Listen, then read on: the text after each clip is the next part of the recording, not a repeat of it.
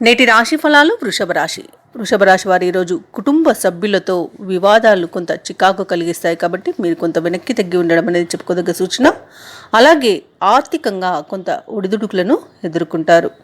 ఇక ఈరోజు వ్యాపారస్తులు ఎవరైతే ఉన్నారో వారికి వ్యాపార అనుకూలత అనేది ఉంటుంది, లాభాలను గడిస్తారు. కానీ ఎవరైతే నూతన వ్యాపారాల కోసం పెట్టుబడుల కోసం చూస్తున్నారో వారి పెట్టుబడుల విషయంలో జాగ్రత్త వహించవలసి ఉంటుంది, ఎందుకంటే కొంత నష్టపోయే అవకాశం అయితే కనబడుతుంది. ఈరోజు చేపట్టిన పనులలో శ్రమాధిక్యతతో కానీ పనులు పూర్తి కావు. ఇక వృధా ప్రయాణాలు చేయవలసి వస్తుంది. వృత్తి వ్యాపారాలలో తొందరపాటు నిర్ణయాలు చేయడం కూడా మంచిది కాదు ఈరోజు. అలాగే ఉద్యోగస్తులకు కొంత శ్రమ అనేది ఉంటుంది. అలాగే వృషభ రాశి వారు ఈరోజు మాట్లాడే ముందు చాలా జాగ్రత్త వహించవలసి ఉంటుంది. నోరు జారడం వల్ల కూడా నష్టపోయే అవకాశం అయితే అధికంగా కనిపిస్తుంది. విద్యార్థులు ఎవరైతే ఉన్నారో వారు ఈరోజు పట్టుదలతో ముందుకు సాగుతారు. నిరుద్యోగులు ఎవరైతే ఉద్యోగ యత్నాలు చేస్తున్నారో వారికి కొంత సఫలత అనేది కనబడుతుంది.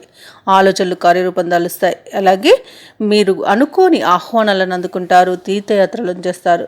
దేవాలయాలను సందర్శించినప్పుడు మీ ఇష్టదైవ ఆరాధన మీకు మంచి చేస్తుంది కాబట్టి తప్పకుండా ఆ దిశగా ప్రయత్నించండి. మీపై ఉన్న బాధ్యతలను సమర్థవంతంగా నిర్వహిస్తారు. ఇక వ్యాపార వాణిజ్యవేత్తలు ఎవరైతే ఉన్నారో వారి వ్యాపారాలలో లాభాలు అనేవి సామాన్యంగా ఉంటాయి. ఇక ప్రభుత్వ ఉద్యోగస్తులు ఎవరైతే ఉన్నారో తాము పనిచేసే చోట పని భారం అనేది తగ్గుతుంది. అలాగే రాజకీయవేత్తలు, చిత్ర పరిశ్రమ వారికి ఈరోజు మంచి వ్యవహార అనుకూలత అనేది కనిపిస్తుంది.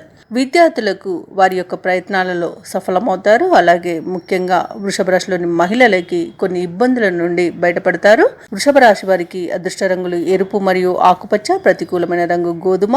అలాగే అదృష్ట సంఖ్య 2, 9. పేదలకు చెప్పులు దానం చేయడం వల్ల, హయగ్రీవ స్తోత్రాలు పఠించడం వలన మంచి శుభ ఫలితాలను పొందుతారు. అలాగే పనులలో వచ్చే ఆటంకాలని తొలగించుకోగలుగుతారు.